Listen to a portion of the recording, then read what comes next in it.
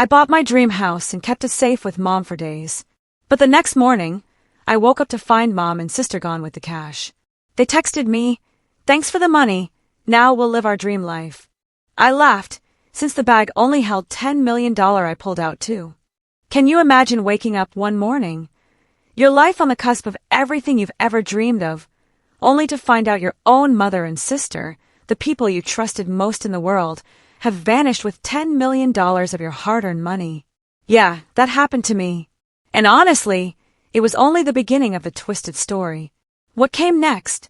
Well, that's where things get really wild, and let me tell you, the comeuppance was a dish best served with a side of disbelief. So where do I even begin? My name's Mackenzie, and at 31, I just sold my tech startup for a cool $20 million. I was finally ready to buy my dream home, a stunning architectural marvel in the hills overlooking the city, and I planned to put down $10 million cash to seal the deal.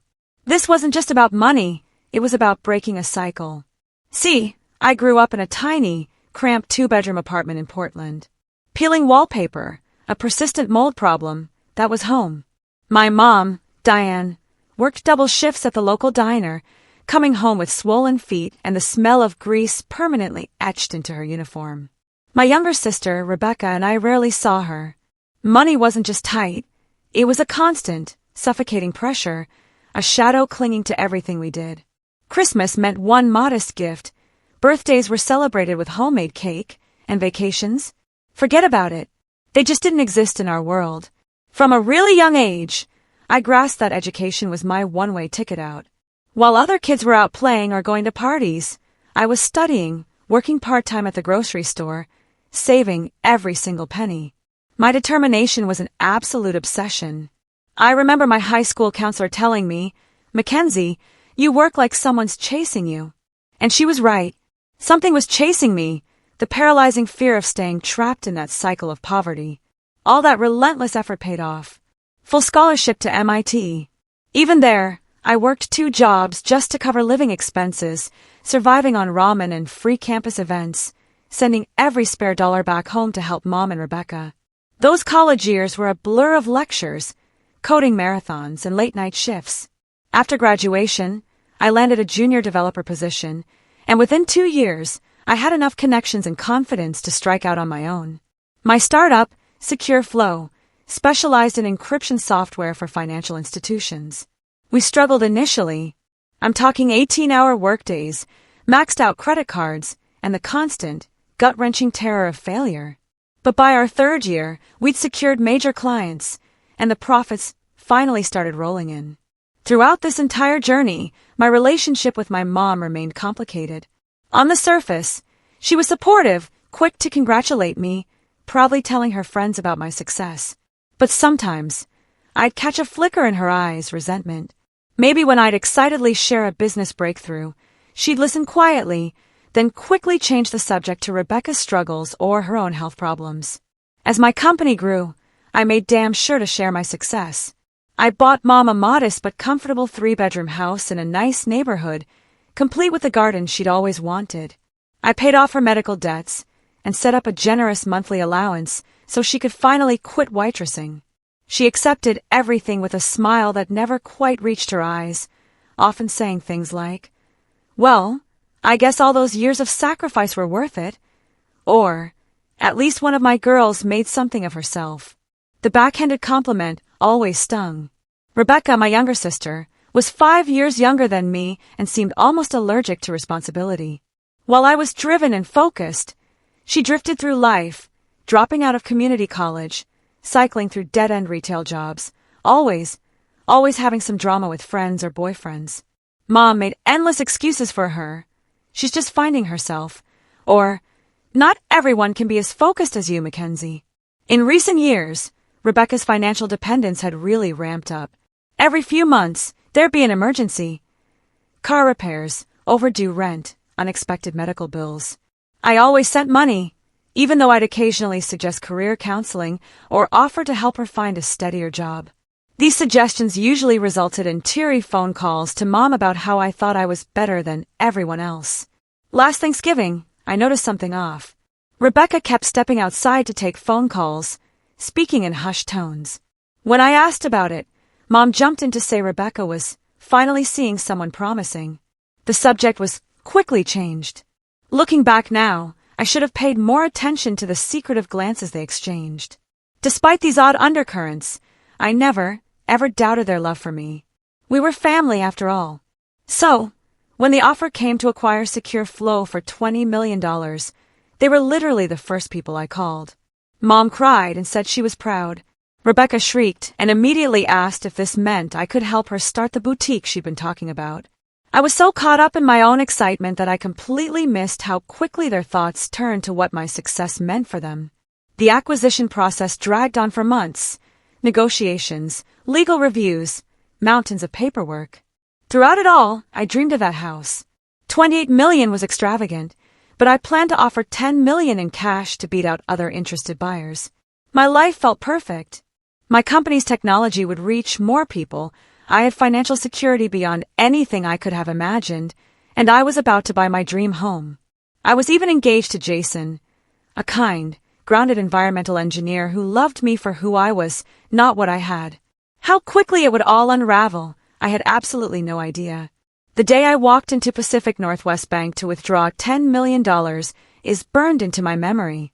The private banking manager, Mr. Thompson, a balding man with round spectacles, couldn't hide his concern. "Miss Walker, I strongly advise against this," he said, tapping his Mont Blanc pen nervously. "A wire transfer is standard for transactions of this magnitude. Cash presents unnecessary risks." I'd anticipated resistance. "I understand your concern, Mr. Thompson, but this property has multiple interested buyers. A cash offer will give me the edge I need. The seller prefers the immediacy of cash." He leaned forward, lowering his voice. "Even if that's the case, we're talking about $10 million in physical currency. That's $20,500 bills. It would fill several large duffel bags and weigh approximately 44 pounds. I assured him I'd done my research, arranged private security, and the money would only be in my possession for 48 hours. After nearly an hour of back and forth and signing multiple liability waivers, Mr. Thompson reluctantly began the process. I had to wait 3 business days for the bank to prepare such a massive withdrawal. When I told Jason about my plan that evening, his reaction mirrored Mr. Thompson's. "Mackenzie, this is insane," he said, setting down his fork, his pasta a la vodka forgotten. "You're putting yourself at risk. What if someone follows you? What if there's a robbery?" "I've hired Kyle's security firm," I countered, referring to my college friend who ran a personal security company. "2 armed guards will escort me from the bank to Mom's house. The money will be in her safe overnight. Then they'll accompany me to the closing." He looked at me, genuine concern in his brown eyes. "Why Mom's safe? Why not a bank safety deposit box?" "Bank boxes have size limitations," I explained. "Besides, Mom's safe is practically a vault. I had it installed for her 3 years ago when she started collecting those ridiculous porcelain figurines she's so worried about." Jason ran a hand through his dark hair, a gesture I knew signaled his frustration. "This is unnecessary, Mac. Wire transfers exist for a reason. The Richardsons had 3 offers fall through due to financing issues. Cash means certainty. Trust me, I know what I'm doing." I reached across the table for his hand. "It's one night, and then we'll have our dream home." He squeezed my hand but wasn't convinced. "I just don't understand why you won't let me come with you." "Because you have that important presentation for the river restoration project. It's only one night. I'll be perfectly safe at Mom's." 2 days later, I stood in a private room at Pacific Northwest Bank as 2 tellers counted out $10 million. The money was placed in special tamper-evident bags, then loaded into 3 nondescript duffel bags. Kyle had sent his best men, Trevor, a former military police officer, and Marcus, who'd worked executive protection for tech CEOs. The drive to Mom's house was uneventful. We took an indirect route, switching lanes often to ensure we weren't being followed. When we arrived at Mom's modest suburban home, her eyes widened at the sight of a security team. Rebecca was there too, supposedly helping Mom prepare for a garden club meeting. I now realized that was just another lie. "Goodness, Mackenzie," Mom said as Trevor and Marcus carried the bags inside. "Is all this security really necessary? $10 million isn't something to take lightly. I replied, directing the men toward the home office where the safe was located. The safe was built into the wall behind a sliding bookcase, a bit dramatic, but Mom had insisted on the hidden feature when I had it installed. It was a serious piece of equipment, fireproof, with an electronic lock and backup key system.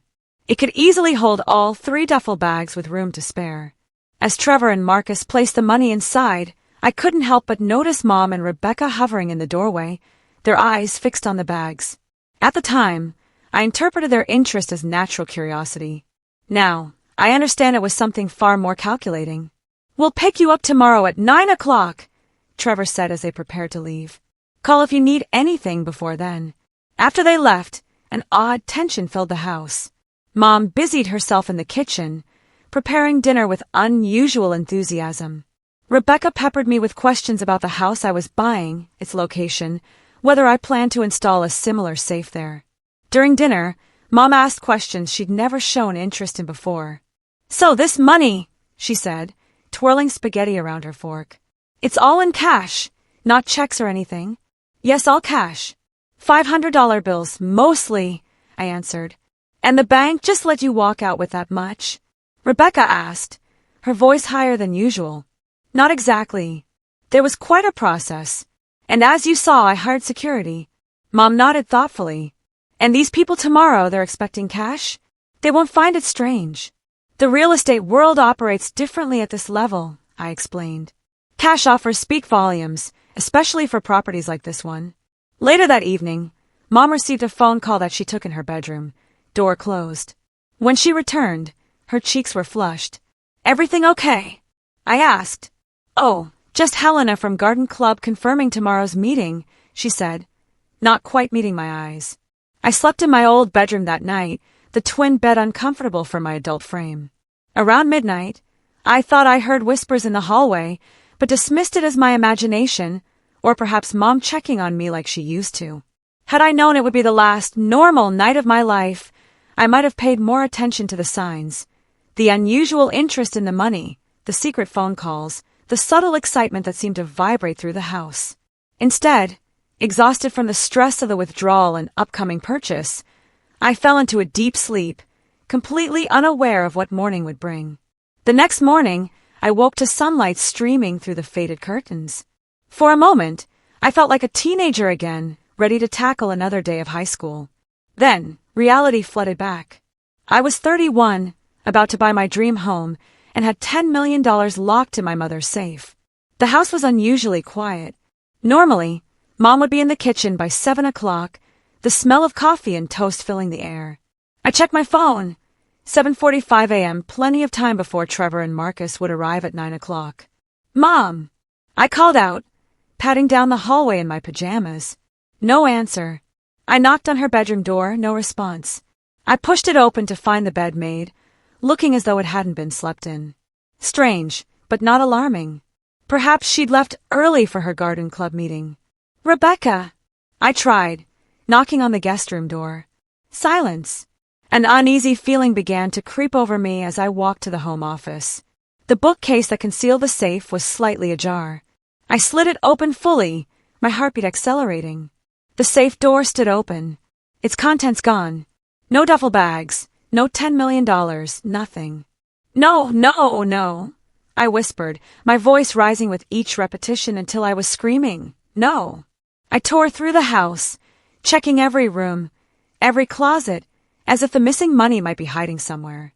In the kitchen, I found a note propped against the coffee maker, written in my mother's neat handwriting. "Mackenzie, thanks for your money. Now we can live our dream life. Don't try to find us. Mom and Rebecca." My legs gave way, and I sank to the kitchen floor, the note clutched in my trembling hand. The room seemed to spin around me as the truth settled in my gut like a block of ice. My own mother and sister had stolen my money and fled. I fumbled for my phone and called Jason, barely able to form coherent sentences through my sobs. "They're gone. The money, all of it. They took everything." I managed to choke out. "Mackenzie, slow down. Who's gone? What happened?" His voice was thick with sleep. I'd woken him. "Mom and Rebecca. They stole the money. $10 million, Jason. They cleared out the safe and disappeared."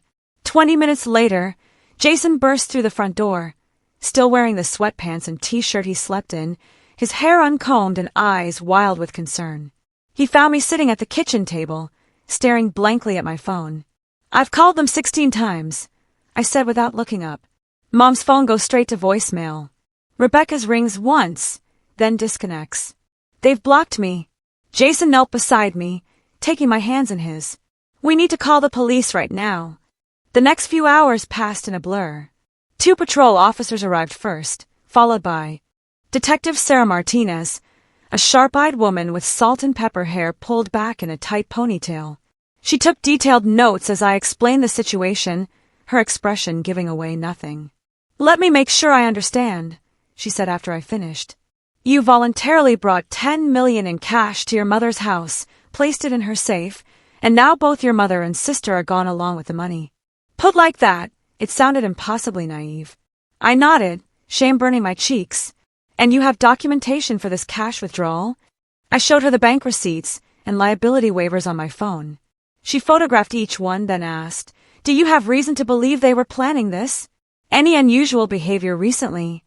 "Nothing concrete," I admitted. "They seemed interested in the money, but that's natural, isn't it? $10 million in cash isn't something you see every day." Detective Martinez's expression softened slightly. "Miss Walker, I'll be honest with you. This is a complex situation. Because you willingly brought the money to your mother's house and placed it in her safe, it could potentially be argued this was a gift or a family financial arrangement gone wrong." "A gift!" I protested, my voice cracking. "I was buying a house. They knew that. This was theft. I understand and will investigate thoroughly, but you should prepare yourself. Family matters involving money can be challenging from a legal perspective." After the detective left, promising to put out an alert for my mother and sister, Jason held me as I alternated between sobbing and rage. "Who does this?" I kept asking. "What kind of mother steals from her own daughter?" My phone chimed with a text message from an unknown number. With shaking hands, I opened it to find a photo of Mom and Rebecca boarding what appeared to be a private plane, both wearing large sunglasses and wide smiles. The message read, "Always wanted to fly private. Thanks for making it possible." 5 minutes later, a voicemail notification appeared. It was from Rebecca, likely using a burner phone. "Hey sis," her voice dripped with false sweetness. "Bet you're freaking out right now. Well, get over it. You've had everything handed to you your whole life, while Mom sacrificed everything. All those years of watching you succeed while I struggled. That money is our turn. You can make another $10 million with your big brain. But this is our only chance. Don't bother looking for us. By the time you hear this, we'll be in a country with no extradition treaty. Love you." The casual cruelty of her words felt like physical blows. Had I really been handed everything? I'd worked myself to exhaustion for years, taken enormous risks, and always shared my success with them. I'd bought Mom a house, paid her bills, helped Rebecca countless times. "They planned this," I whispered, the realization dawning. This wasn't opportunistic. They saw the news about the company acquisition months ago and started planning. Jason paced the living room. "We should call Detective Martinez back, tell her about the text and voicemail." I nodded numbly, still trying to process the magnitude of the betrayal. My own mother and sister, the people I trusted most in the world, the people I thought would always have my back. They'd seen my success not as something to celebrate, but as something to exploit. As Jason called the detective, another terrible thought struck me. The house, my dream home, the purchase that was supposed to happen today.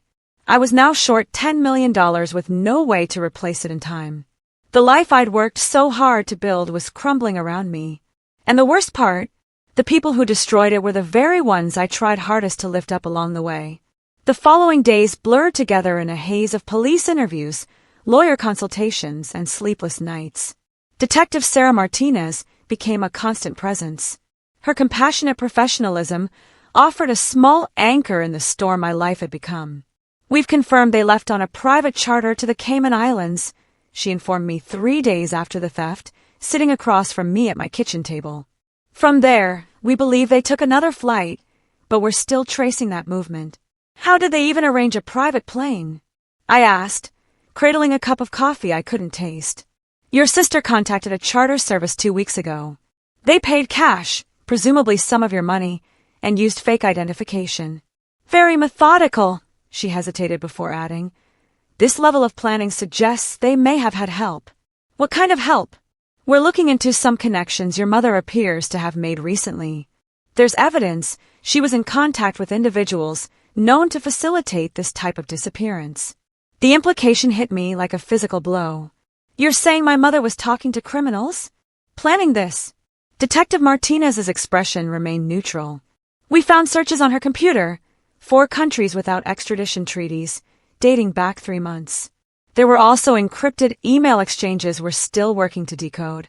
It felt like discovering a stranger had been living in my mother's skin. The woman who'd lectured me about returning extra change when a cashier made a mistake had been plotting a multi-million-dollar theft for months. What about relatives? Could they be staying with family somewhere? Detective Martinez asked. I shook my head. Mom has a sister in Arizona, Aunt Pamela, but they haven't spoken in years after some falling out. Rebecca mentioned cousins in Florida once, but I've never met them. The detective made a note. We'll look into both. Even estranged family can become attractive when there's money involved. After she left, I called Richard Bennett, the family lawyer who'd handled my company's contracts and my personal affairs for years. His response was blunt. This is theft. Plain and simple, he stated firmly when we met in his downtown office. The documentation from the bank clearly establishes the money was yours, withdrawn for a specific purpose. Your mother had no rightful claim to it. Detective Martinez mentioned it might be complicated because I put it in Mom's safe willingly, I said. Richard removed his glasses, pinching the bridge of his nose. It complicates things, yes, but doesn't change the fundamental nature of the crime. However, pursuing this internationally will be challenging. We need to file emergency motions, contact authorities in likely destination countries, and freeze any accounts they might transfer the money into. How long will all that take? His expression told me what I didn't want to hear.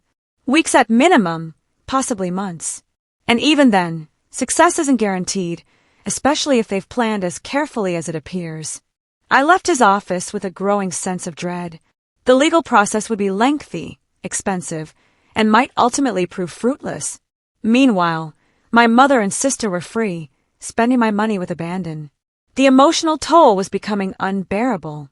I started seeing Dr. Ella Foster, a therapist specializing in trauma and betrayal, twice weekly. In her softly lit office, surrounded by potted plants and abstract art, I struggled to articulate the depth of my pain. I keep replaying every interaction, looking for signs I missed, I admitted during our 3rd session. Was Mom always this person? Did she always resent me? Was every I love you just part of a long con? Dr. Foster leaned forward. The human mind isn't designed to process betrayal of this magnitude, especially from those we've categorized as safe people. It challenges our entire understanding of reality. I trusted them completely, I whispered. I would have given them anything they asked for. Why steal from me? Some people develop distorted thinking patterns around money and fairness. They may have created a narrative where they deserve this, where taking was justified because of perceived imbalances.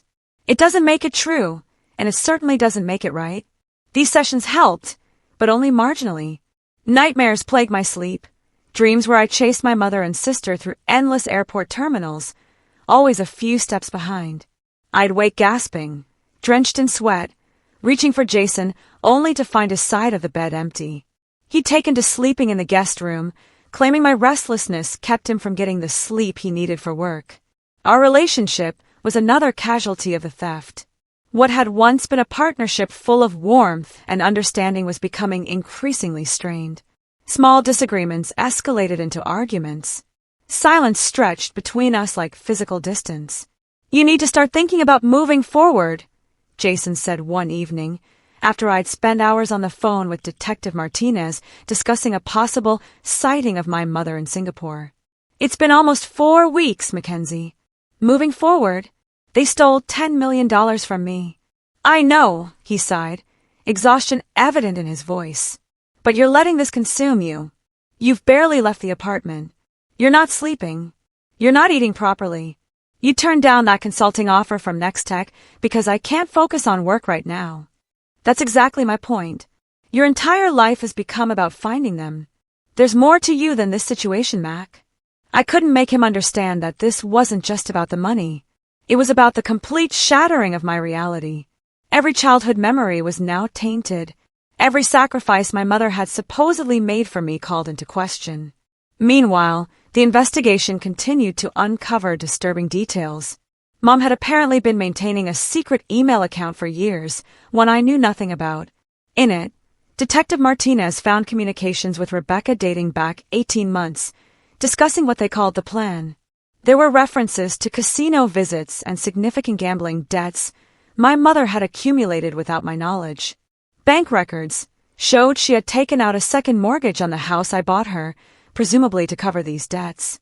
There were also records of small thefts from previous employers, nothing major enough to trigger prosecution, but establishing a pattern of dishonesty that I'd been completely blind to. Most disturbing was a folder of documents Detective Martinez found hidden in a crawl space above Mom's closet. It contained detailed notes on my company's acquisition process, articles about my success carefully annotated in my mother's handwriting, and a list titled Mackenzie's Weaknesses. At the top of that list, trusts family completely. Each discovery was another knife twisting in an already fatal wound. The mother I thought I knew, the woman who'd worked double shifts to keep a roof over our heads, who'd sat up with me when I had nightmares, who'd beamed with pride at my college graduation, was a carefully constructed fiction. Or perhaps worse, she had once been that person. But somewhere along the way, resentment and greed had corroded whatever love she'd felt for me, leaving behind only calculation and opportunity. As the investigation stretched into its 6th week, the practical ramifications of the theft became increasingly difficult to ignore. The sellers of my dream home had accepted another offer. The financial advisors I'd arranged to help manage my newfound wealth were asking uncomfortable questions about the missing funds. Rumors were circulating in the tech community about my judgment and stability. My life was unraveling thread by thread, and I couldn't see how to stop it. 6 weeks after the theft, I sat in Detective Martinez's office, the now familiar space, doing nothing to soften the blow of her latest update. The Singaporean authorities found the hotel where they stayed, but they checked out 3 days ago, she explained, sliding photos across her desk. They've changed their appearances. I stared at the surveillance images. My mother's previously shoulder-length gray hair was now short and dyed a rich auburn. Rebecca had gone blonde and was wearing colored contacts that changed her brown eyes to blue. Both had lost weight and were dressed in expensive designer clothes I didn't recognize. They don't even look like themselves, I murmured, tracing my finger over my mother's face. The woman in the photo was a stranger with my mother's bone structure. They're using the names Catherine and Emily Bradford. We believe they purchased these identities on the dark web. They're elaborate forgeries with digital fingerprints going back several years. How is that even possible? Detective Martinez leaned back in her chair. With enough money, unfortunately, almost anything is possible. The network they're working with specializes in this type of identity transformation. They create paper trails, digital footprints, even social media histories. So, you're saying they could be anyone, anywhere, and we'd have no way of knowing? Not exactly. These identities were discovered because we knew to look for them. But yes, they're making tracking them significantly more difficult. I left the police station feeling hollowed out. The investigation was ongoing, but every lead seemed to dissolve into nothing. My mother and sister were professional ghosts now, slipping through international jurisdictions with their new identities and seemingly limitless funds. When I returned to my apartment, I found 3 voice messages waiting. The first was from Richard Bennett, my lawyer, with an update on the international legal filings. The second was from the real estate agent who'd been helping me find a new dream home, checking if I wanted to view a property that had just come on the market. The third was from Marcus Wilson, a potential business partner I'd been in talks with before the theft. His message was polite but clear. Given the recent complications in your personal situation, I think it's best if we put our discussions on hold for now. Call me when things settle down. It wasn't the first professional opportunity that had evaporated since news of the theft broke. A profile in Tech Innovators monthly had been quietly canceled. Speaking engagements were being rescheduled. Former colleagues who'd been eager to discuss potential collaborations suddenly had full calendars.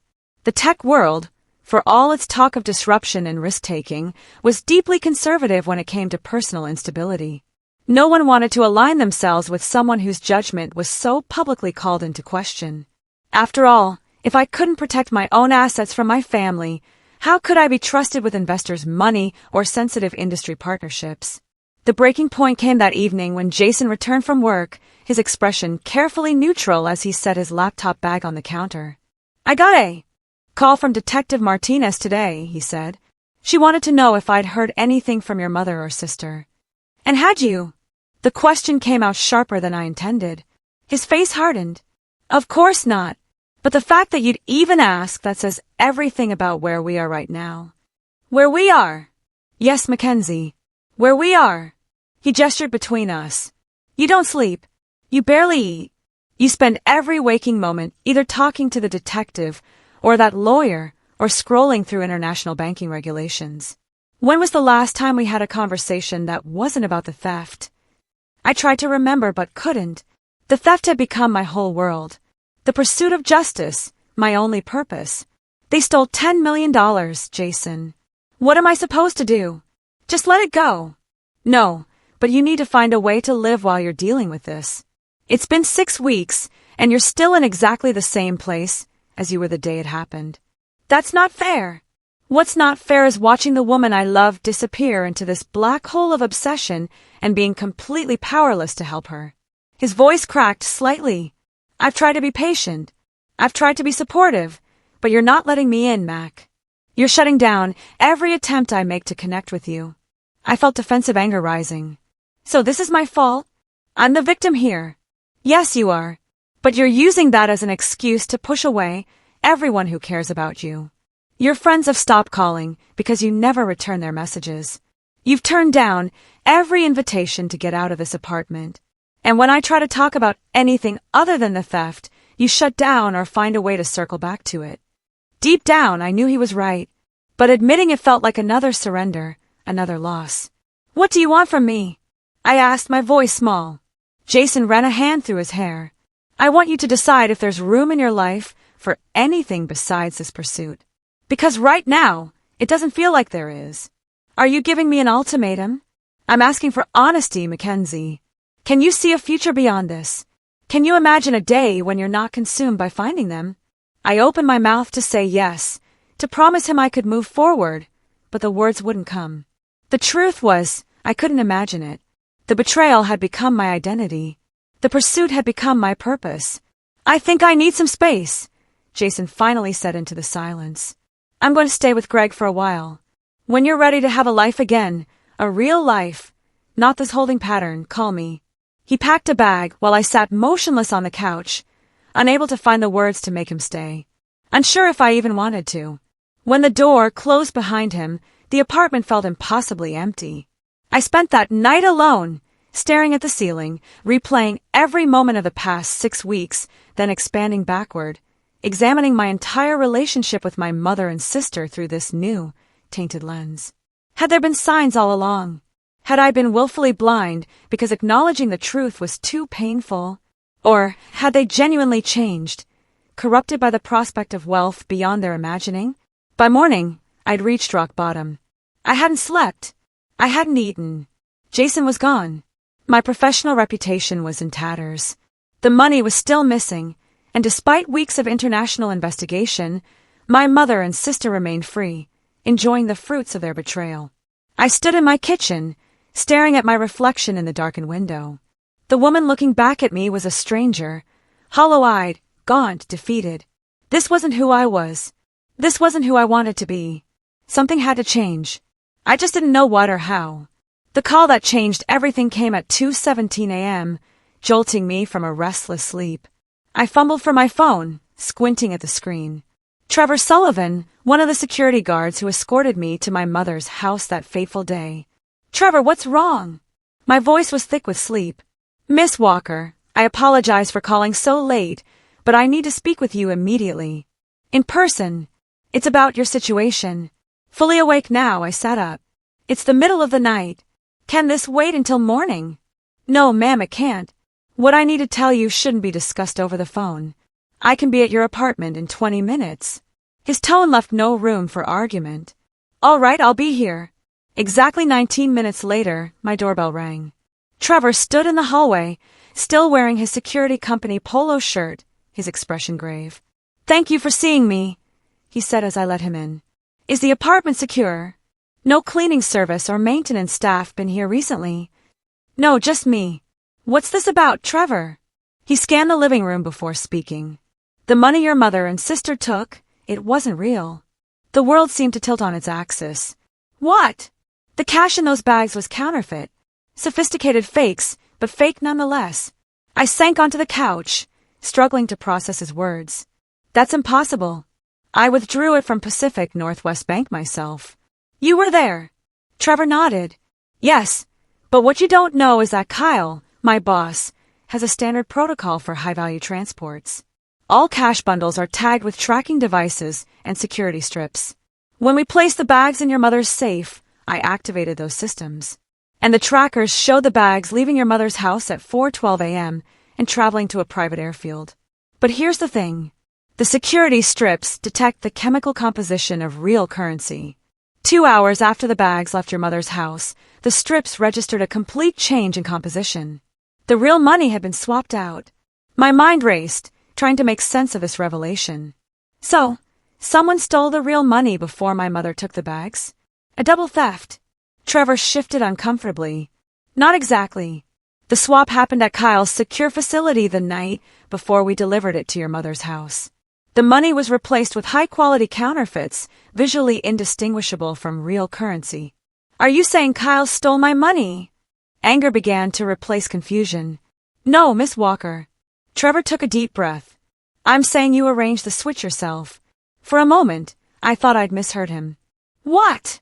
3 days before the withdrawal, you contacted Kyle privately. You said you had concerns about your mother's intentions and wanted to set up a contingency plan. You had us swap the real cash for counterfeits and secure the authentic currency in our most protected vault. My head spun. Trevor, I never did that. I would remember something like that. He reached into his pocket and withdrew a folded document. This is the special instruction form you signed. That's your signature, isn't it? I stared at the paper, at my unmistakable signature authorizing exactly what Trevor had described. A memory flickered, Kyle pulling me aside at the bank. A brief conversation I dismissed as standard security protocol, signing something without fully reading it amid the stress of the massive withdrawal. I don't remember this specifically, I admitted, but everything was so chaotic that day.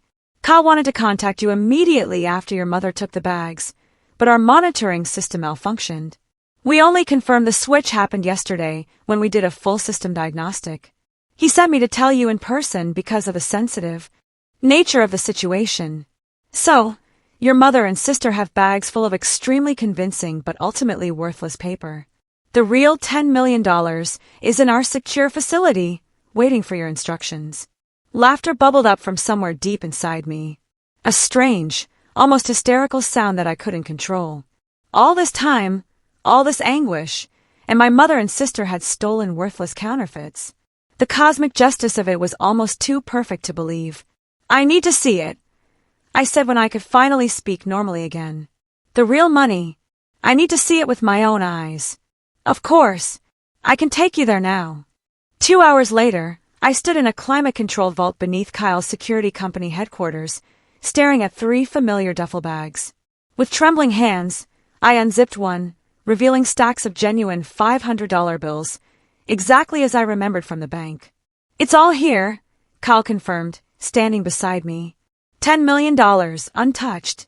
And the tracking devices in the fake money? I asked, a plan already forming in my mind. Still active. We can monitor their location in real time. He showed me a tablet displaying a blinking dot on a map, currently showing movement in Monaco. I straightened my shoulders, feeling truly awake for the first time in weeks. I want everything you have on their movements. Every location, every stop, every transaction you can trace. Miss Walker, if I may ask, what are you planning to do? A smile spread across my face. Not the broken, hollow expression I'd worn for weeks, but something sharper, more determined, something I should have done from the beginning. I'm going to take control of the situation. Over the next 72 hours, I transformed from victim to strategist. I assembled a small, trusted team. Kyle for security expertise, Detective Martinez, who was initially skeptical but quickly convinced by the evidence, Haley Winters, my former chief operations officer and closest friend, and Richard Bennett, my lawyer, who helped navigate the international legal complexities. We gathered in a conference room at Kyle's facility, surrounded by maps, financial records, and surveillance photos. The tracking data from the counterfeit money had given us a detailed picture of my mother and sister's movements across Europe and Asia. They've established a pattern, I explained, pointing to the map. After Singapore, they went to Dubai, then Monaco. Now they're in Nice. They're staying at 5-star resorts, shopping at luxury boutiques, dining at Michelin-starred restaurants. They're spending what they think is my money as quickly as possible. Based on their current rate of expenditure, they'd run through all 10 million within 18 months, Haley noted, analyzing the financial data we'd compiled. They're not just spending, Detective Martinez added. They're flaunting. Look at these social media accounts we've identified. She displayed several Instagram profiles showing carefully cropped photos of luxury goods, exotic locations, and champagne toasts. Though the faces were never clearly visible, I recognized my mother's hands, my sister's distinctive posture. They want me to see it, I realized. They think I'm tracking these accounts, watching them enjoy what they stole from me, which gives us an advantage. Kyle said, they're predictable based on their social media posts and spending patterns. We believe they're headed to Milan next, likely arriving within 3 days. Then that's where we'll be waiting, I decided. I want to see their faces when they realize what they actually took. The plan came together with military precision. Private investigators in France confirmed my mother and sister had booked flights to Milan. Hotel reservations were discovered under their false identities at the exclusive Palazzo Parigi. Richard arranged for cooperation from Italian financial authorities interested in the movement of counterfeit currency. 5 days later, I sat in a first-class seat bound for Milan, Haley beside me, reviewing our strategy one final time. For the first time since the theft, I felt something like peace. Not because I was about to confront the people who had betrayed me, but because I had reclaimed my agency, my power. Are you nervous? Haley asked as our plane began its descent. I considered the question carefully. No, I replied, surprising myself with the truth of it. I'm ready. Milan greeted us with unseasonably warm sunshine and clear blue skies, as if the universe itself approved of what was about to unfold. Our team established a command center in a suite at a hotel near the Palazzo Parigi, where Kyle's surveillance confirmed my mother and sister had checked in that morning. They've made dinner reservations at La Scala restaurant for 8. Detective Martinez informed us, reviewing the intelligence gathered by our Italian counterparts. Private table in the back. Champagne pre-ordered. Perfect, I said, studying the restaurant's floor plan. We'll confront them there. Public enough that they can't make a scene. Private enough for what needs to be said. Richard Bennett adjusted his tie nervously. Remember, we have Italian financial authorities standing by. Once we confirm the counterfeit bills are in their possession, they'll move in. I nodded, but a strange calm had settled over me. The fury that had driven me for weeks had transformed into something colder, more focused. This wasn't about revenge anymore. It was about closure, about reclaiming my narrative. At precisely 8:15 p.m., I walked into La Scala, wearing a simple black dress, hair pulled back in a sleek ponytail. Haley and Kyle positioned themselves at the bar. Detective Martinez waited outside with the Italian authorities, and Richard remained at the command center, coordinating our legal response. I spotted them immediately. My mother wore an emerald green designer gown I'd never seen before, her newly auburn hair elegantly styled. Rebecca was draped in what appeared to be Chanel, diamond earrings catching the light as she laughed at something on her phone. On the table between them sat an open bottle of Dom Perignon and a black Hermes handbag that likely contained some of the counterfeit cash. They didn't notice me until I was standing directly beside their table. Room for one more? I asked quietly. The transformation in their expressions would have been comical under different circumstances. Shock, fear, and confusion chased each other across their faces as they registered my presence. MC. Mackenzie. My mother's voice was barely a whisper. How did you find you? It wasn't difficult. You haven't exactly been subtle. I pulled out a chair and sat down, signaling to the hovering waiter that everything was fine. Nice dress, by the way. Valentino. Rebecca recovered first, her expression hardening. What do you want? Come to beg for your money back? I smiled, the calm inside me deepening. Actually, I came to ask how you're enjoying spending it. Is it everything you dreamed it would be? My mother's eyes narrowed with suspicion. What kind of game are you playing? No game. I'm genuinely curious. $10 million is a lot of money. Has it been worth it? Worth destroying our family? Worth becoming fugitives? Worth throwing away any shred of integrity you might have had left?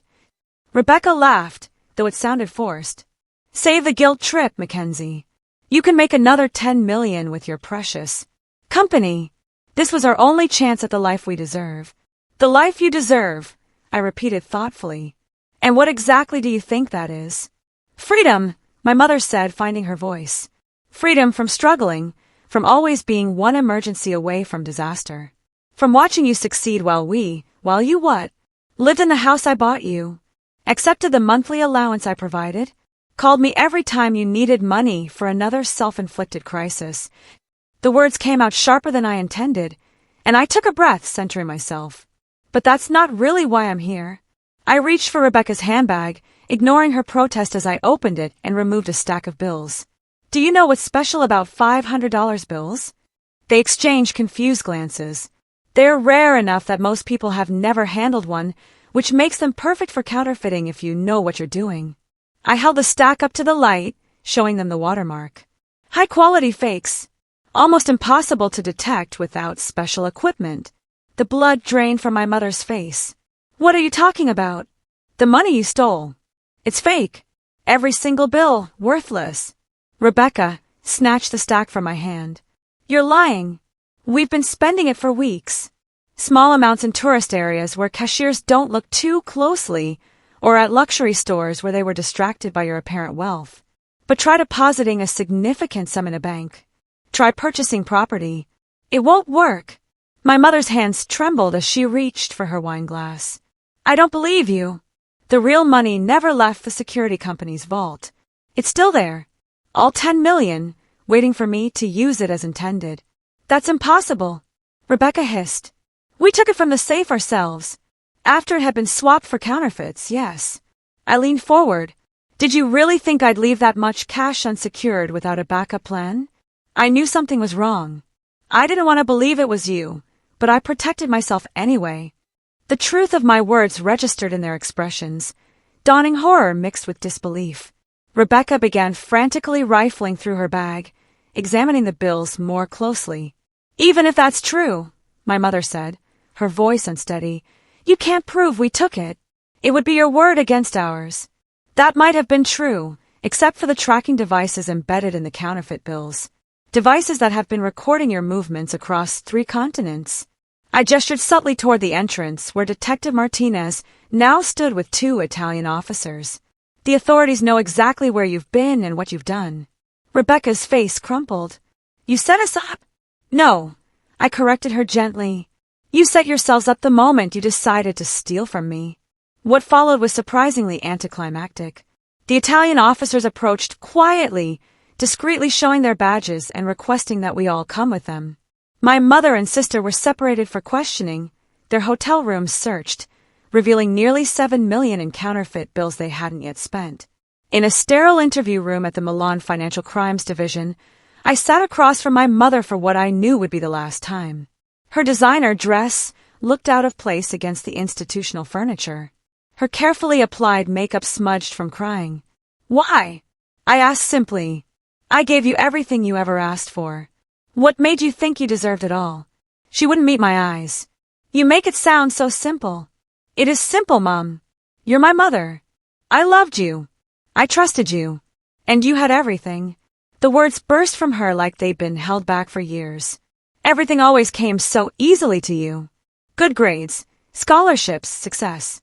Do you know what it's like to watch your child surpass you in every possible way? To become the charity case in your daughter's perfect life? I never saw you that way. I wanted to share my success with you, with both of you. On your terms, she countered bitterly. Your money, your rules, your constant judgment about how we lived our lives. I considered this, wondering if there was truth in her perception I hadn't recognized. Maybe there were times I was controlling with the help I offered. But stealing from me, planning it for months, that's not a response to controlling behavior. That's something much darker. She had no answer for that. In another room, Rebecca was more forthcoming with Detective Martinez, perhaps hoping for leniency. She detailed how our mother had first proposed the idea after learning about my company's acquisition, how they researched ways to disappear with large sums of money, practiced opening the safe when I visited, and carefully cultivated their cover story about the garden club meeting. The legal proceedings were complex and spanned multiple jurisdictions. In the end, both faced charges for theft, possession of counterfeit currency, and fraud. My mother received a 5-year sentence. Rebecca, 3 years with the possibility of parole after 18 months. The question of whether to press charges had been agonizing. Richard and Detective Martinez both advised that I should, arguing that without consequences, they might target someone else in the future. In the end, I agreed, though I declined to provide victim impact statements that might have lengthened their sentences. They've lost everything that matters, I told Richard as we finalized the paperwork. Their freedom, their relationship with me, their credibility. That's punishment enough. 3 months after the confrontation in Milan, I finally completed the purchase of my dream home. Not the glass and steel mansion I'd originally coveted, but a warm, welcoming property on a wooded lot overlooking the city. It had fewer bedrooms, but more character, wraparound porches perfect for morning coffee, and a sense of security I desperately needed. Jason had returned after our confrontation in Milan, his pride in how I'd handled the situation rekindling what had dimmed between us. We were rebuilding, slowly, with regular date nights and a standing appointment with a couple's therapist who was helping us process the trauma of the past months. You know what's ironic? I said to him one evening as we sat on the porch swing, watching the sunset paint the sky in shades of pink and gold. If they just asked, I would have given them money. Not 10 million, but enough to change their lives for the better. Jason's arm tightened around my shoulders. Some people can ask. Taking feels like power to them, especially when asking would mean acknowledging you had something they needed. I'm not sure I'll ever understand it completely, I admitted. But I'm learning to live with the questions. And I was. The nightmares had subsided. I'd returned to work, launching a consulting firm that allowed me to leverage my technical expertise without the all-consuming pressure of running a startup. I'd reconnected with friends neglected during my obsessive pursuit and found unexpected strength and vulnerability as I shared my story. Perhaps most importantly, I'd learned to trust again. Cautiously, wisely, but genuinely. The betrayal had not defined me, merely informed who I would become next. You know, Jason said, breaking the comfortable silence between us. Most people would have been destroyed by what happened to you. But you turned it around. You're stronger now than you were before. I considered this, watching the last rays of sunlight disappear beyond the horizon. Not stronger, I corrected gently. Just more myself. More certain of what matters. What mattered, I discovered, wasn't the money or even the justice I'd obtained. It was the capacity to face betrayal without becoming bitter. To seek truth without losing compassion. To rebuild without forgetting the lessons of what had been broken. As darkness settled around us, I found myself genuinely grateful, not for what had happened, but for what it had revealed. My own resilience, the loyalty of those who had stood beside me, and the profound understanding that while trust could be shattered, it could also be rebuilt, stronger and wiser than before. I've shared this story not to satisfy anyone's curiosity about family drama or financial crime, but because I know many of you have experienced betrayal in your own lives, maybe not on this scale, but painful nonetheless. If my experience offers any comfort or wisdom, it's this. Betrayal tells you everything about the betrayer and nothing about your worth. Have you ever experienced a betrayal that ultimately made you stronger, that forced you to redefine yourself and what truly matters? Share your story or just your thoughts in the comments below. I'd really love to hear from you. And if this resonated with you, please like and subscribe to join our community of resilient survivors. Remember, Sometimes the greatest plot twists in our lives lead to the most beautiful rewritings of our stories. Thank you for listening, and until next time, trust wisely but never stop trusting completely.